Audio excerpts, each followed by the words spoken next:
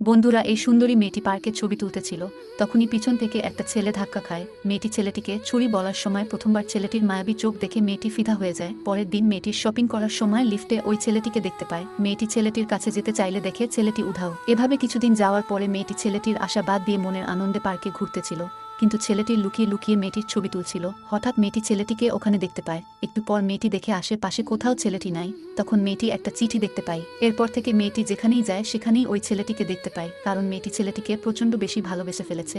একদিন মেয়েটি পার্কে বসেছিল, তখনই একটি ছেলে মেয়েটির কাছে আসে এবং মেয়েটিকে ভালোবাসার কথা বলে। তারপরে মেয়েটির সাথে যা হলো তা দেখলে আপনিও অবাক হবেন। তো বন্ধুরা, আপনাকে যদি বলা হয় একদিকে বাবা মা একদিকে গার্লফ্রেন্ড, তো আপনি কাকে বেছে নেবেন? যদি মা বাবাকে বেছে নেন তাহলে অবশ্যই চ্যানেলটি সাবস্ক্রাইব করে ভিডিওটিতে লাইক দিয়ে কমেন্টে বলবেন বাবা মাকে অনেক ভালোবাসি।